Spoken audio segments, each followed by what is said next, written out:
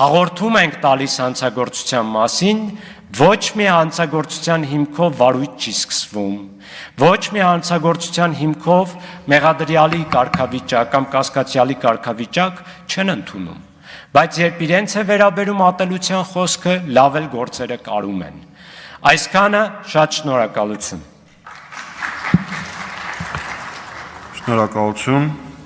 Հաջորդ ելույթի համար հրավիրում ենք Հայաստանի Հանրապետական Կուսակցության նախագահի տեղակալ Արմեն Աշոտյանին, պատրաստվի Պարույր Հայրիկյան։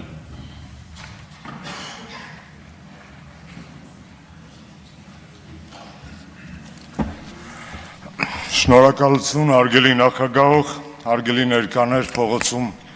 այս քննարկումները ընկնդրող հարյուրավոր մեր հայրենակիցներ, իրենց տներում մեզ հետևող մարդիկ, հայեր։ Նախ եւ առաջ ուզում եմ խոսել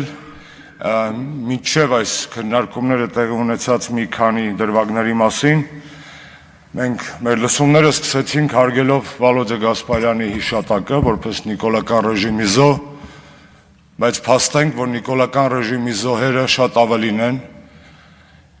Փառք Հավիտյան 5000 զոհվածներին 44-օրյա պատերազմին։ Հոգու հանգստություն 10000 մարդուով մահացավ Նիկոլի անփութ պայքարի արդյունքում կորոնավիրուսի դեմ։ Հարյուրավոր մարդիկ զոհվեցին տարբեր կարճաժամկետ պատերազմների ընթացքում։ Արդեն բնավորություն է դարձել 1 օրվա պատերազմ, 2 օրվա պատերազմ, 3 օրվա պատերազմ, լավա միջուկային զենք չեն գցել վրեքներս, թե չկներ մի վայրկյանի պատերազմ։ Եվ այդ բոլոր զոհերը Նիկոլ Փաշինյանի խղճին են։ Իր խղճին Արմեն Գրիգորյանը, գեներալ Մանվելը, բազում այլ մարդիկ։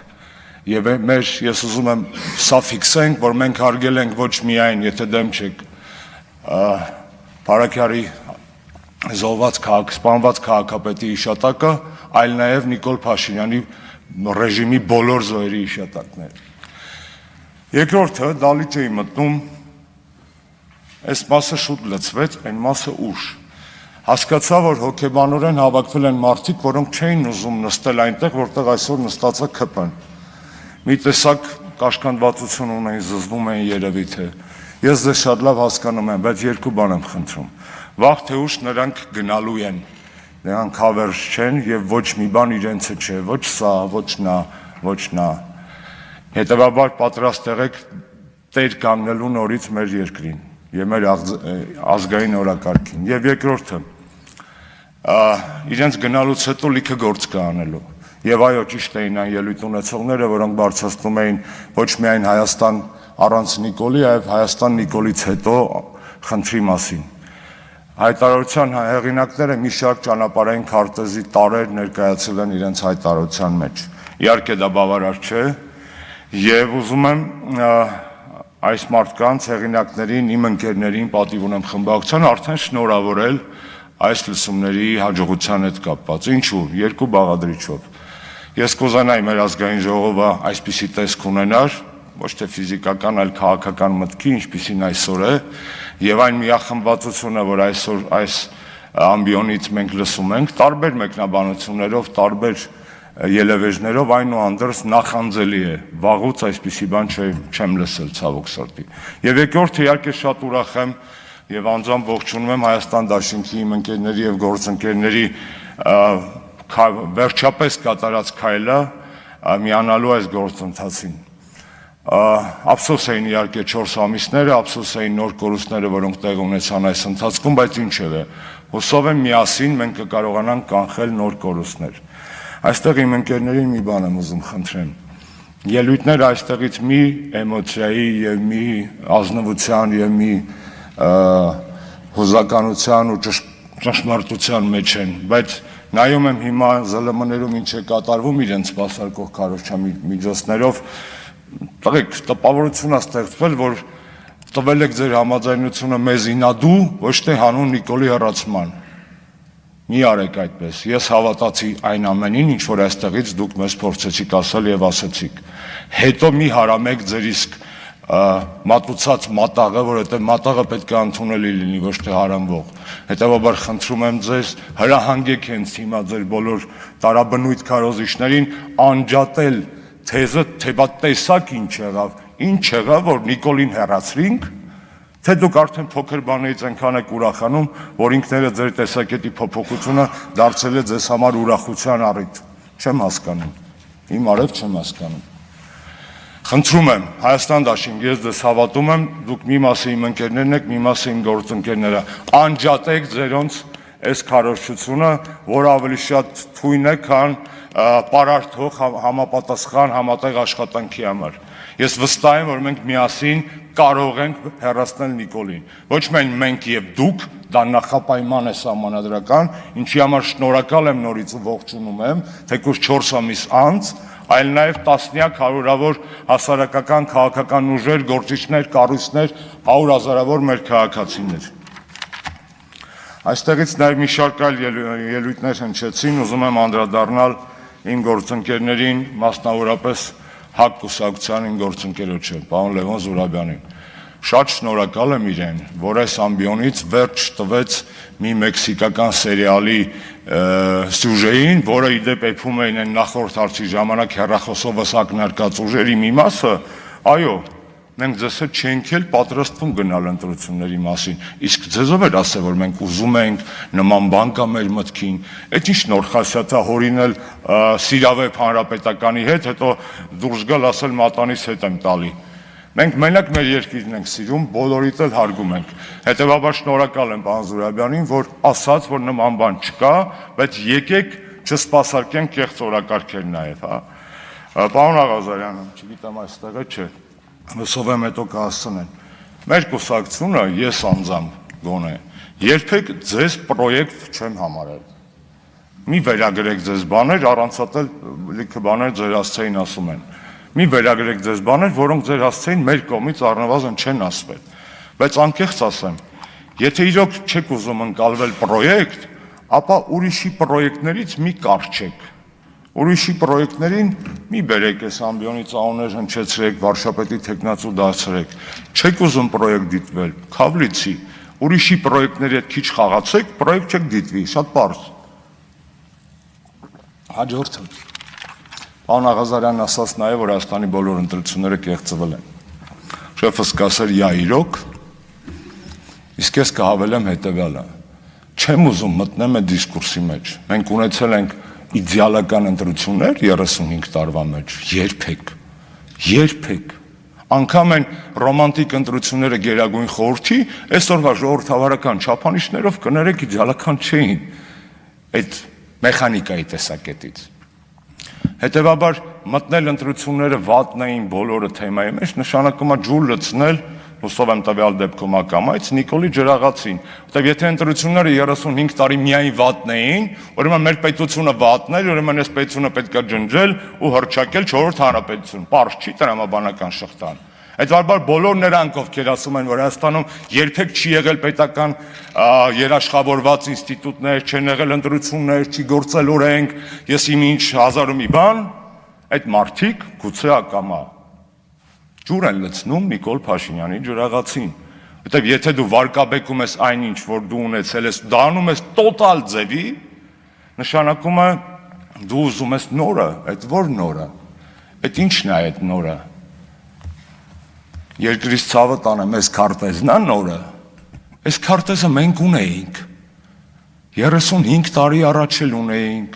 բայց մենակ այս քարտեզը չէր, կողքը էլի քարտեզ կար։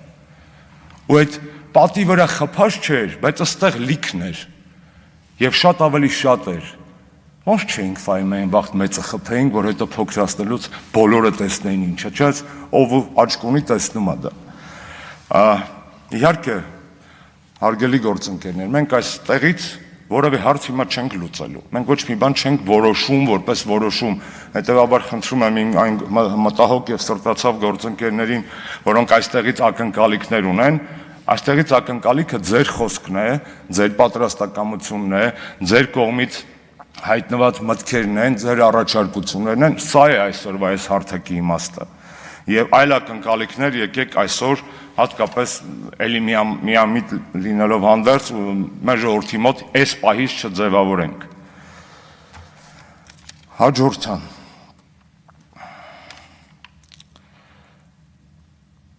Հաջորդը հետևյալի մասին է։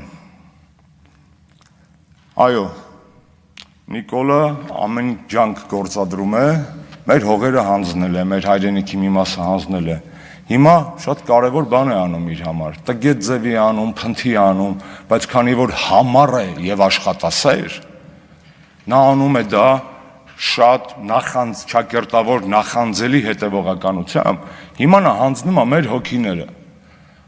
Որովհետև եթե հանձնեց մեր հոգիները, հանձնեց Ալիևին, եթե մեզ բոլորին համոզեց, որ ցեղասպանության ճանաչման համար պայքարելը սխալ էր, Շուշի ազատագրելը սխալ էր, եկեղեցի առաքելական հավատքն ընդունելը սխալ էր, հայ լինելը սխալ էր, բայց ում ենք պետք։ Այսինքն, եթե առաջ ինքը մեզ հանձնում էր մաս, կներեք բառիս համար այդ մանիպուլյացիայով ծախելով մեր հոգիներն ու Ալիևի վրա եւ փոխելով մեր սրտերը, մեր արժեհամակարգը ծախումը բիրիքով։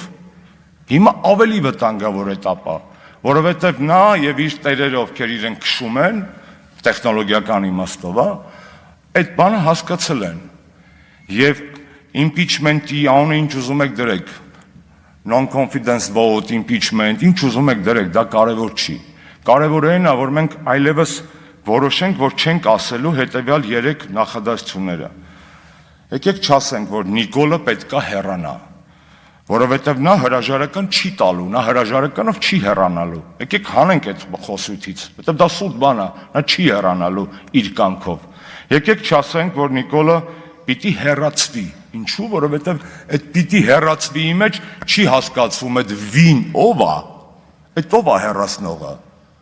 Այդ եղել անձնական պատասխանատվությունից եկեք չխուսափենք եւ նման գեղեցիկ բաների մեջ այլևս չփորձենք պահկվել։ Եվ երրորդը, եկեք չասենք, որ ժողովուրդը պիտի հեռացնի Նիկոլին, որտեղ մի ժողովուրդ էլ ես եմ, մի ժողովուրդ էլ դուք եք, մի ժողովուրդ էլ 100 հազարավոր մեր քաղաքացիներն են, որ այս ամեն ինչը նայելու են, լսեն, քննարկեն եւ այլն։ Այդ ինչ վերացական ժողովուրդ է։ Եկեք այսպես բանաձևենք էլի մեր այսօրվա պարտավորություն ազգովի, ես պիտի հեռացնեմ Նիկոլ Փաշինյանին, ես։ Եթե մենք այս բանաձևը մխրճենք մեր գործելավոճի, մեր մտածելակերպի մեջ, հավատացնում եմ ձեզ, շատ փոքր է հավանականությունը, որ Նիկոլ այս անգամ եւս կպլստա։ Իսկ եթե անգամ փորձի պլստալ, ապա ինչպես իմ երկու գործընկերներ Միրան Հակոբյան եւ Սուրենը Սոյինյանց այստեղից արդեն ասացին, impeachment-ը ինքնին նախաձեռնելով դա արդեն քաղաքական հաջողություն է երկրի համար։ Ոչ միայն ընդդիմության միախմբվածության տեսակետից։ Առաջինը, դա սահմանադրական սուր է, որ կախվում է Նիկոլի իշխանության գլխին։ Երկրորդը, դրսի աչքերով զավեշտալի է, որ տարի ու կես է մենք պայքար չունենք։ Նիկոլ անում է ինչ ուզում է, մենք բոլորս ինչքան դրսում մարդուն ենք, նամակ ենք գրում, զանգում ենք, ասում ենք, ես ինչ է կատարվում, խիմիա ծպտուն չեք անում, իհարկե եվրոպացիք ցինիկ են, բա լուրջ քաղաքակրթություն է։ Ասում են, այդ խի ձեր երկրում ինչ է կատարվում, որ դուք էլ մեզանից բան եք ակնկալում, բողոքել եք, ցույց եք անում, գործընթաց կա։ Impeachment-ը այն գործընթացն է, որով նաև դրսի աչքերում մենք պետք է պարտավոր ենք ցույց տալ, որ հայ ժողովուրդը համերաշխ չի Նիկոլ Փաշինյանի քաղաքականության հետ, որ Նիկոլ Փաշինյանի գլխին կախված է իշխանազրկման սուրը։ Եվ վերջինը, ամենավերջին հիմնավորումս ասեմ ու գնամ։ Տեսեք, Նիկոլը անպատիժ է մնացել։ Այս 7 տարվա մեջ ինչ արել է, չի պատժվել։ Անպատժությունը, անպատժելիությունը մի վտանգավոր բան է բերում առաջ, ծնում, դա ամենաթողությունն է։ Նիկոլը գնում ամենաթողության ճանապարհով։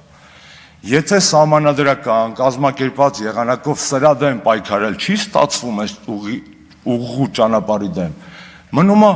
ուրիշ ճանապարհ, ծայրահեղականությունը, որը պակաս վտանգավոր չի Հայաստանի ցնցումների հեռանկարի առումով։ Եվ եթե մենք գիտակից մարդիկ, ընդդիմություն, քաղաքացիներ, հասարակական կազմակերպություններ չենք հասկանալու, որ իրավունք չունենք թողնելու Հայաստանի ապագան անպատժելիության եւ ծայրահեղականության մենամարտի, որտեղ երկուսն էլ չեպե է։ Եթե մենք չենք կարողանալու հանել այս մեր երկիրը այս վիճակից առանց ծայրահեղականության, բայց պատժելով ամենաթողությունը, մենք որևէ շանս չունենք, որովհետև այլևս նահանջի տեղ չունենք ոչ միայն այն մեր քարտեզով, մեր հայրենիքի քարտեզով, այլ նահանջի տեղ չունենք մենք ինքներս մեր մեջ, որովհետև երբ որ մեզ այնքան են ապաճացրել, որ մի հատ էլ այս մեր գլխուղեղում եթե նահանջեցինք, կներեք ուղեղից մտնելու եք ուղեղիկի մեջ, գորշ նյութից սպիտակ նյութի մեջ ու պրծավ, մարդն էլ, հայն էլ, հայ ժողովուրդն էլ, Հայաստանի Հանրապետություն բնակչություն չունի, ունի աշխարհագրական, եսիմ տնտեսական, մեզանից բնակչություն չսարքեք, Հայաստանի Հանրապետությունը ունի այն հիմնադրած ժողովուրդ եւ իմպիչմենտը հնարավորությունն է, որպեսզի ժողովրդի ձայնը, կամքը, ապագայի տենչանքը հասնի առնվազն բարոյական հաղթանակի, ել չասեմ ավելին, շնորհակալ եմ կներեք։ Շնորհակալություն պարոն Աշոտյան, համեցեք հաջորդ ելույթի համար